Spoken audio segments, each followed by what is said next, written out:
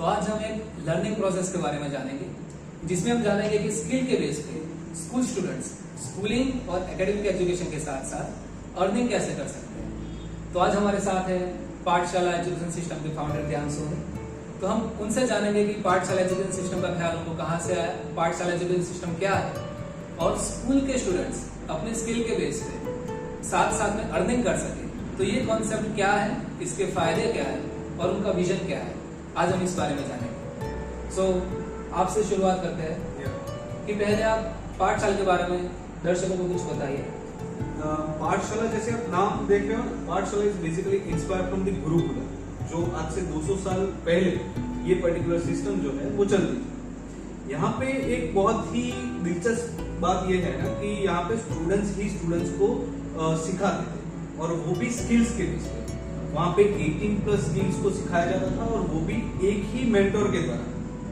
तो इसी से इंस्पायर होकर हमने ये जो लर्निंग एंड अर्निंग की जो ये मेथड है, जो कि हमारे स्टूडेंट्स ही स्टूडेंट्स को सिखाएंगे, तो उसका जो ख्याल है, उसका ये जो पूरा कंसेप्ट है, वो वहीं से हमने इंस्पायर होकर हमने वहां से लिया है। अच्छा, तो मतलब इस प्रोसेस के बारे में दर्शकों को बताइए कि मतलब लर्निंग के साथ साथ ऐसी क्या आप स्किल्स प्रोवाइड करेंगे कि स्टूडेंट अर्न कर सकता है।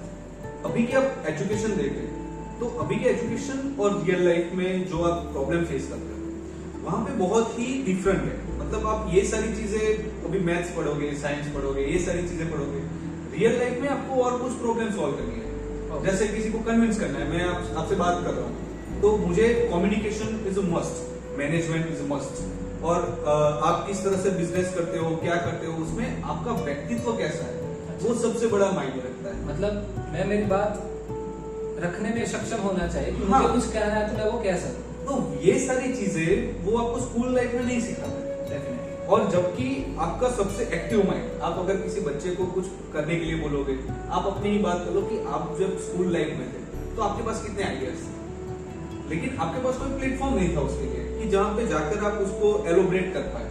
ओके, तो ये एक ऐसा प्लेटफॉर्म है जहां पे उसकी जो एनर्जी है, स्टूडेंट्स की जो एनर्जी है, उसको हम सही तरह से एक क्रिएटिव तौर पे स्टार्टअप और बिजनेसेस के लिए वो क्रिएट हो, या तो फिर उसके लिए वो डेवलप हो, उस तरह से ये एक प्लेटफॉर्म है जहां पे स्टूडेंट्स लर्निंग के साथ साथ स्किल गेनिंग के साथ साथ वो अर्निंग भी करते हैं। स्किल गेनिंग का मतलब है कि जैसे मैं साइंस और मैथ्स वगैरह के बारे में मैं स्कूल में पढ़ता हूँ, ठीक है, तो मैं वो सब पढ़ा किया। तो मैं जब सपोज छोटा था तो मुझे इंजीनियर भी बनना था, किसी ने कुछ कहा तो मुझे डॉक्टर भी बनना था, ठीक है। कभी कभी सोच लिया कि चलो पायलट भी बन लेंगे हम। तो स्कूल में जब था, जैसे कि आप बोले कि हमको बहुत सारे आइडियाज आते हैं, तो मैं इम्प्रैक्टिकल थिंग्स के बारे में सोचता हूँ कि हम ऑप्टिमिस्टिक हो जाते हैं कि हमको ये भी करना है और ये भी आपको बड़े बड़े आइडिया ही आएंगे, साइंटिस्ट करनी है, डॉक्टरी करनी है, लेकिन ग्राउंड लेवल पे कुछ नहीं करोगे। अच्छा, आप एक्शन नहीं ले रहे हो। तो मतलब ये पर्टिकुलर कोर्स जैसा हो गया कि हम किसी पर्टिकुलर चीज के बारे में सीखेंगे। नहीं, पर्टिकुलर चीज के बारे में नहीं। फर्स्ट ऑफ ऑल, जैसे मैंने आपको बताया कि सबसे इंपॉर्टेंट चीज क्या है, आप व्यक्तित्व से, आपका व्यक्तित्व कैसा है, ओके, राइट। और उसके साथ साथ हर एक बिजनेस में, हर एक स्टार्टअप में सबसे दो कॉमन चीज होती है, वो है कम्युनिकेशन एंड मैनेजमेंट। ओके, तो ये जो एक बेसिक है, जैसे आप एक समझो कि आपको साइंटिस्ट बनना है, आपको डॉक्टर बनना है, आपको पायलट करना है, लेकिन उसके लिए आपके पास कोई रोड मैप है ही नहीं। ओके, आप 12 करोगे, उसके बाद कोर्स करोगे, उसके बाद ये सारी चीजें होगी। हम क्या कर रहे हैं, आपका बेसिक जो है वो हम क्लियर कर रहे हैं।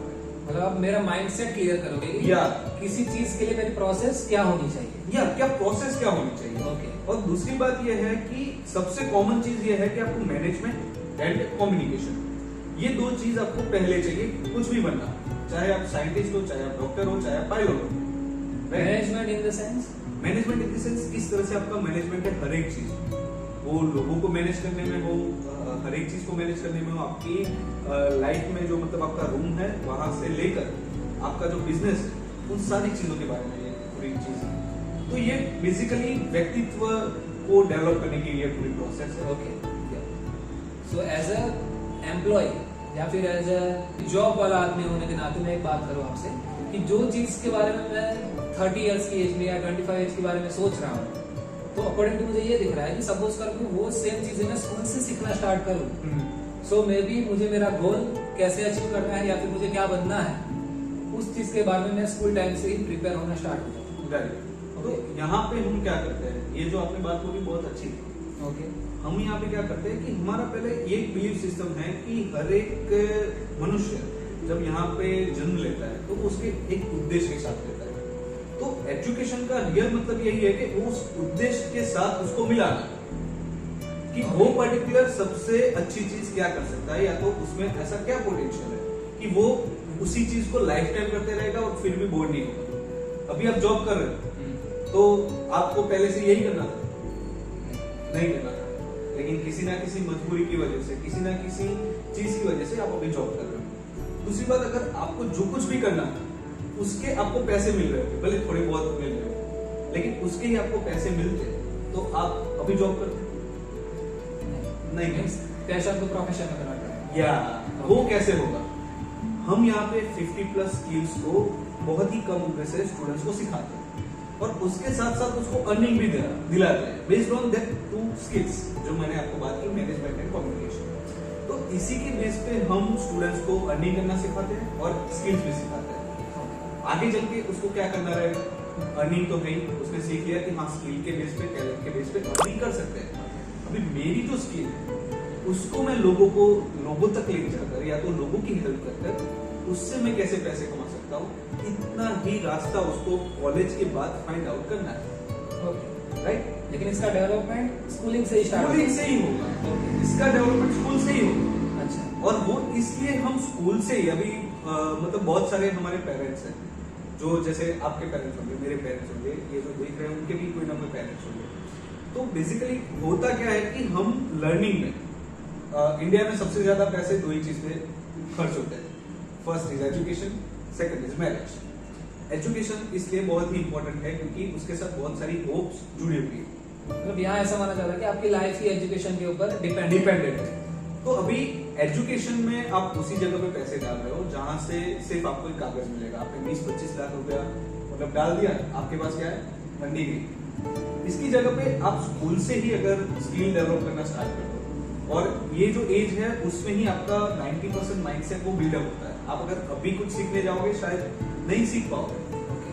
तो कम उम्र से ये जो माइंडसेट है, ये जो अर्निंग मेथड है, वो आपका माइंडसेट बहुत ही अच्छी तरह से, या तो एक ब्लूप्रिंट, आपकी लाइफ की ब्लूप्रिंट वो क्रिएट करने में ये जो प्रोसेस है वो हेल्प करेगी स्टूडेंट्स को। सो आप ये बता सकते हैं कि पर्टिकुलर ऐसी कौन सी स्किल्स आप दे रहे हैं कि जिसकी मदद से वो अर्न करना स्टार्ट कर सके और अर्निंग सब स्टार्ट भी कर दी।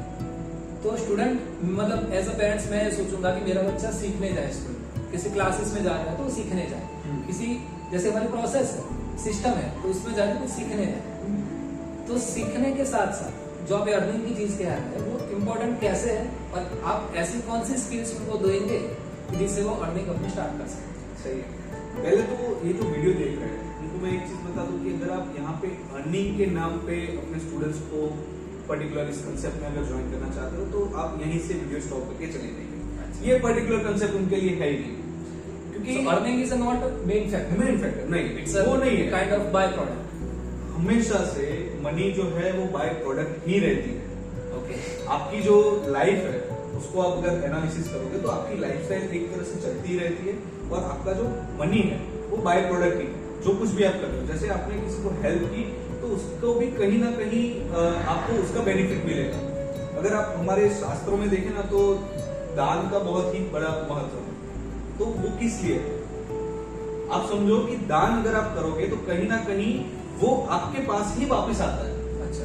तो पॉइंट ये है मेरा कि आप अगर लर्निंग पे फोकस करोगे, अपने आप कैपेबल होते जाओगे ज्यादा से ज्यादा अर्निंग करने के लिए। ये बहुत अच्छा और नया कॉन्सेप्ट है और मे बी इस प्रोसेस में हर एक को जुड़ना चाहिए। और एटलीस्ट आप 1 मंथ के लिए भी अगर इसमें जुड़ते हो तो आप समझ सकते हो कि इसके अंदर क्या है। और जैसे कि आप 1 वीक के लिए तो इनको फ्री में प्रोवाइड कर ही रहे हो, तो ये एटलीस्ट मतलब मेरे पर्सनल ये रहा है कि आप एक बार ये चीज ट्राई करके देखिए कि सच में, क्योंकि ये बहुत डिफरेंट चीज है। हमारा तो जमाना गया कि अभी हम जॉब कर रहे हैं वगैरह कर रहे हैं, लेकिन आपके बच्चों के पास या फिर स्टूडेंट्स के पास अभी भी टाइम है कि वो अभी भी जब स्किल एज में है, कि डेवलपमेंट एज में है, तब ऐसा कुछ नया सीख पा रहे हैं। एक्चुअली में आपने जो बताया ना कि हर कोई को ज्वाइन करना चाहिए, तो मैं ये बता दूं कि हर कोई को ज्वाइन नहीं करना चाहिए। अच्छा। क्योंकि ये एक ऐसी प्रोसेस है, एक ऐसी सिस्टम है जो नेक्स्ट जनरेशन के लिए एक सीख है। Okay. जो हमें नहीं मिला वो हम आगे की जो जनरेशन है उसको हम देना चाहते हैं। ग्रेट। तो आप भी एक बार ये फ्री ऑफ कॉस्ट जो हमने 1 वीक का लेक्चर है वहां पे ट्राई करिए। ज्यादा इन्फॉर्मेशन के लिए ये इस पर्टिकुलर चैनल्स की जो बाकी के वीडियोस है उसके बारे में भी जानिए, और इस पर्टिकुलर कंसेप्ट को अच्छे से जानने के बाद हमारे मेंटोर, हमारे जो कॉन्टेक्ट डिटेल्स है वहां पे आप ज्वाइन करिए, और all the best for the great future.